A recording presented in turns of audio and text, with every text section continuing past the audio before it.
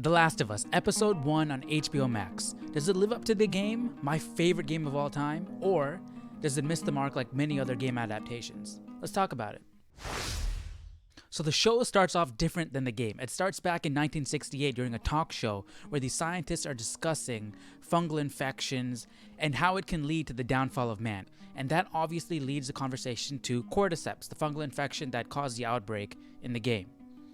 I thought that was pretty cool because we get a little information on cordyceps and the gravity of the situation if this disease went from insects to humans, what could happen. So that was useful information for the viewer. Before I go on, I want to let you guys know that this video is going to have spoilers. I'm going to be making direct comparisons from the game to the show. And I mean, if you haven't played the game yet, honestly, click off this video, turn the show off, and go play the game because the game is an absolute masterpiece. Show's good too, but all right, we'll get to that. We'll get to that. So after that brief intro sequence with the scientists at the talk show, we get the opening. And I thought that was great because we got to hear the game music. They used the music from the game, the original soundtrack from the game in this opening. And I was happy to hear that. That got me excited. At that moment, I'm like hoping, I hope they use the rest of the soundtrack from the game. I believe the composer's name is Gustavo. I hope they use that guy's soundtrack for the rest of the show because that soundtrack was awesome and it really set the tone for the game and it melded really well with the world. Unfortunately, I don't think that they did. There were a few tracks here and there that resembled the original score, but most of it was new just for the show. So the show starts off and we're introduced to Joel, Sarah, and Tommy. And honestly, leading up to the show, like watching the trailers and all that stuff, I'm thinking like, why did they get Pedro Pascal to play Joel, right? And then I heard the voice sounded like Joel. And I'm thinking like, okay, maybe he's playing a white guy. Even though he's Hispanic, he's playing a white guy, right? And he adopted Sarah because Sarah clearly looks like she's mixed, right? But once they show Tommy, like Tommy's Mexican. So I'm like, all right, so that means Joel's Hispanic, right? So Joel, Tommy, Sarah, they're all Hispanic in this show. So that cleared that up for me. And that leads into an issue I have with the show. A lot of the characters in the show don't look like they did in the game, right? And that's a problem. That's only a problem because a game is a form of visual media. We know exactly how these characters look, how they sound, how they behave. We know all that. So now seeing these characters portrayed in a show with actors, it's going to make it that much harder to believe that these actors are these characters. Because I know Pedro Pascal's face, you know? I know that's not Joel. I've seen Joel, and there's nobody else that looks like Joel in the game. There's no actor that looks like Joel, right? If I'm reading a book, you know, it's in my mind or whatever, and then I watch it portrayed on screen, that's the first time I'm actually seeing it. But I have actually seen Joel. And now to see him as Pedro Pascal, it's a harder sell for the viewer, right? And that's the issue I've been seeing. But the best casting was Marlene by far. But Tommy, Sarah, Joel, it's harder. It's a harder sell because we already know what they look like, you know? The cool thing about the show is that this episode was well over an hour, and I don't know how the rest of the episodes are going to be. I'm guessing a minimum of like 40 minutes, but we're going to get, 8-10 episodes. So that's a lot of time. And remember, there's no gameplay filling in time in this show, right? So it's just pure story. So we're going to be getting a lot of characters more fleshed out, probably more storylines in different areas, a little bit more fleshed out than we did in the game. And that was evident in this first episode. We got to see Sarah a whole lot more. We got to see her go to school, come home, interact with the neighbors and all that. We got to see a bit more of her character and her life. But even though we got to see more of her, we've got to see more of this Sarah than we've done with the original Sarah in the game, but it still doesn't feel like Sarah. Yes, the scene on the couch was adorable. I like that. I like that a lot. That was nice. But I feel it didn't have that impact that the original Sarah did. And honestly, that's probably due to the soundtrack.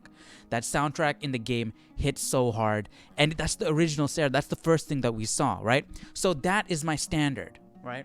The show has to live up to the game because it's an adaptation of the game. So when I'm watching the show, I'm comparing it to the game because that's what the show is, right?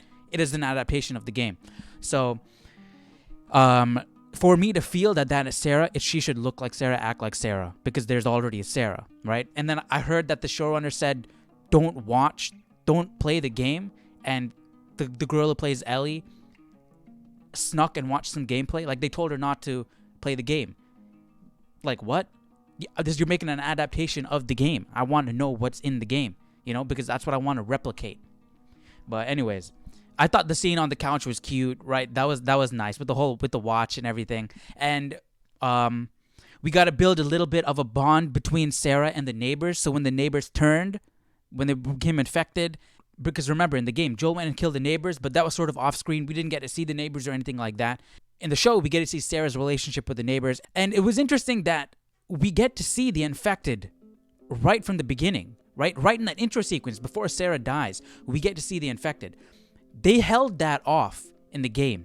We didn't see any of the infected until 20 years have passed, after the whole, the intro credits, the years have passed, and then we get to see the infected. We didn't know what was going on at the beginning of the game, right? And honestly, I like that. I like that sense of like, okay, what's going on? This is crazy. It was much more human, personal story right in the beginning, focusing on Sarah, Joel, and Tommy, and then it opens up. Then the credits come, right? The intro credits. We learn about the cordyceps, the disease, what's going on, how it's spreading across the earth, with the music going in the background. That hit harder for me than what the show did, my opinion, right? And then the game opens up 20 years later, and we see what's going on. But the show did it a bit differently. So the neighbor granny is one that turned, and honestly, it looked disgusting. Like, she had little mushrooms, little fungus crawling out of her mouth, like dangling as she's biting into her daughter or something. I'm assuming it's her daughter, right? And that was gross. It looked like hair was coming out of her mouth, but it was the fungus, and it was just like that. That was sick. That was gross, but it looked cool. But remember the intro sequence in the game? You're playing as Sarah walking through the house. Joel's not there. You're wondering what's going on. So in the show, Joel left the house to bail Tommy out of jail. So that never happened in the game. So Tommy's in jail. Joel went to bail him out, and that's why Sarah woke up and nobody was in the house, right?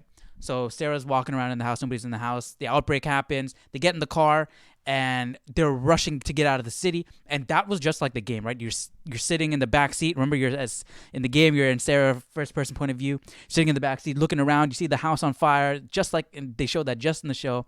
So that was cool. And they did the first person sitting in the back of the truck, and that was nice. I like that. Literally, it was pretty much the same thing. They veer off, right? Okay, I'm not doing a whole recap because this game's been out for over 10 years, and I mean, I'm just giving my thoughts. All right, I gotta stop doing the recaps. But let's get to a really big moment, Sarah's death. Straight off the bat, I liked it more in the game. I felt the emotion a whole lot more in the game, especially, because of the soundtrack. Soundtrack adds a whole other depth to the scene, and music is so important, all right? Music is so important in movies. And it just didn't hit as well in the show as it did in the game because of the soundtrack. Also, Sarah is younger in the game, so that hit harder. She was on the ground whimpering, crying, helpless, reaching up to Joel, and like she was helpless, and she didn't know what to do. She was scared, and that came off so much more in the game. Even though the scene was shorter in the game, it felt longer because it was that much more intense. That's how I felt. I was watching with my brother. He didn't feel that way. He played the game. He watched the show, and he liked the show. He liked. I think he said he liked the show more. In the show, Sarah was a lot more vocal. She was screaming. She was a bit older, or she looked a little bit older. And I feel like they wanted to. And here's the other huge thing. I'm over here like I like the game version more than the show version. The crazy thing is, the showrunner said that something to the effect that the death in the game, Sarah's death in the game, is just like watching pixels die. So you don't feel that effect. Whereas in live action, you're going to feel it more. They're insinuating that. I didn't read the whole article. I just saw the headline, and the quote was in the headline. So don't quote me on that. But if they said something like to that effect, like, come on. I'm sitting over here saying that I felt it more in the game than it did in the show. And honestly, I mean, if you want to be technical about it, if I'm watching a show, it's still pixels on the screen. So, I mean, maybe they didn't play the game, so they wouldn't know. Because if they played that game, people were crying playing that game, bro. In that scene, that opening scene, people were literally crying. So I mean, maybe they didn't play the game, or because I mean, they told Ellie don't play the game. I don't know if they told any of the other actors, but I saw an interview where Ellie said that she had to sneak and hide and watch gameplay because they advised her not to watch anything. I mean, I don't understand that. I don't understand that. I don't understand why directors do that. All right, enough of the negativity. I'm not bashing the show. I mean, I still stand by my rating. When I did my reaction to the trailer, I said it was going to be an 8 out of 10. By the time the show was done, I still believe that. I think the show is going to be an 8 out of 10 by the time the show is done. I just know that there's going to be people out there who are like, this show is so good, it's perfect. They literally did everything right. They nailed it. And they didn't. They didn't. Joel doesn't look like Joel. Sarah doesn't look like Sarah. Tommy doesn't look like Tommy. They didn't use the soundtrack. If you want to nail it 100% perfect, you got to do it literally perfect. You know what I mean? So I knew the show was not going to nail it 100%. Unless, because it's an adaptation. It's not going to nail it 100%. So you got to give it a little leeway with that, right? Because it's an adaptation. But if they capture the full essence, the spirit, and they capture the emotion, I'm going to give it a great rating, right? Like I said, even after this episode, even though it's not living up to the game for me, I'm still going to give it an 8 out of 10. I believe that. I believe I'm going to give it an 8 out of 10 by the end of the show. So, but yeah, it's not perfect. It's good, though. After the time jump, we got to see Tess, and Olivia from Fringe is playing Tess. And I've been seeing her in so long, so that was cool to see. But again, she doesn't look like Tess. She doesn't have the brown hair. It's too long. So again, with the same issue. It's hard for me to believe that that's Tess. Other than people are calling her Tess, she's calling herself Tess. She's dressing up like Tess, and the show is called Last of Us, right? Because I have seen Tess before.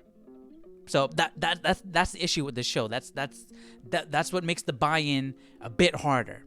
But she was cool. She was ruthless. She was hardcore, and I liked her. I like seeing Olivia from Fringe on screen again. So that was cool. And now we get to Ellie, my favorite character in the game.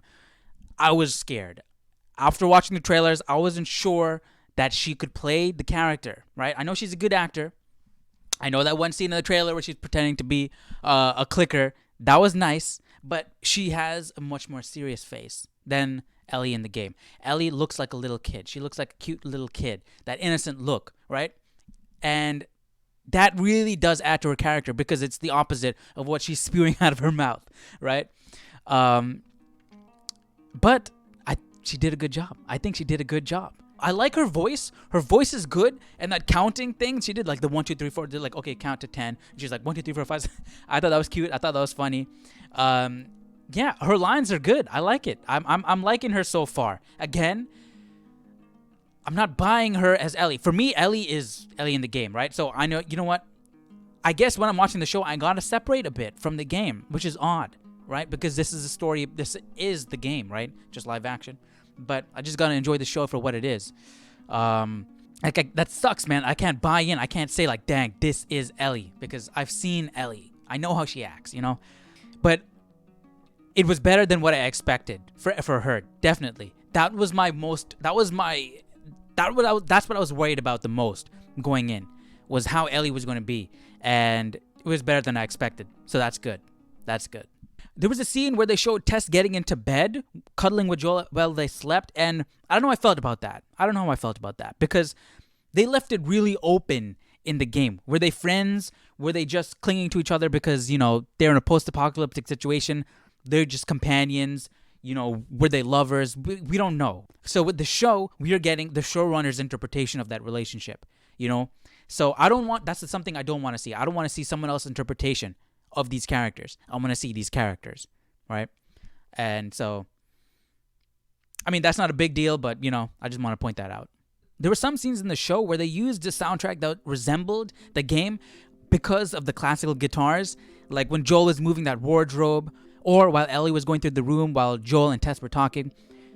That's when it felt a whole lot more like The Last of Us because of the soundtrack. See, the soundtrack really is the foundation of the world. It literally builds the world for the show to live in.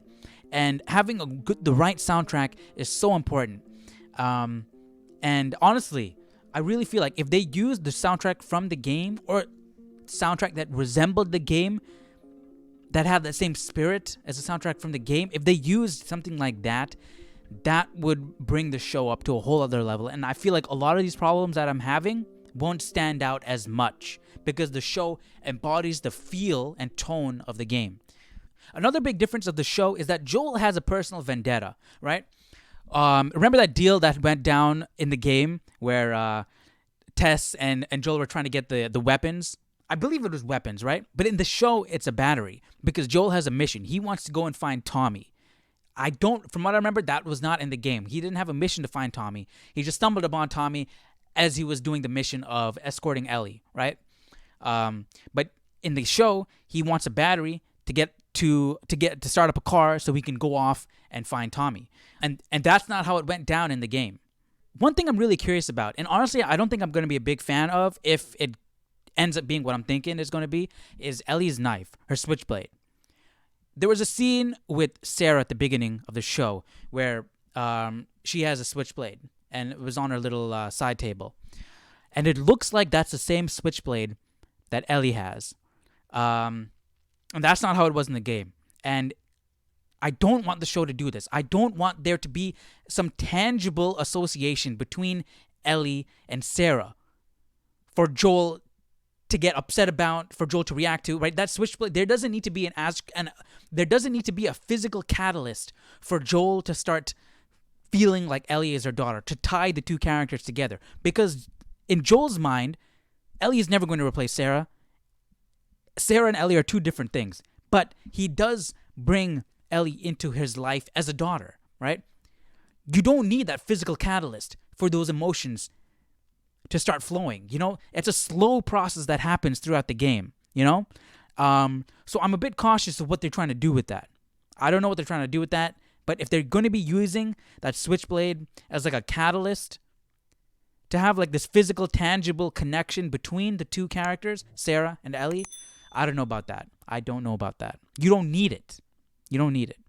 Speaking of Joel and Ellie, Joel's first interaction with Ellie was he literally smashed her against the wall. And before that, we got to see Clicker.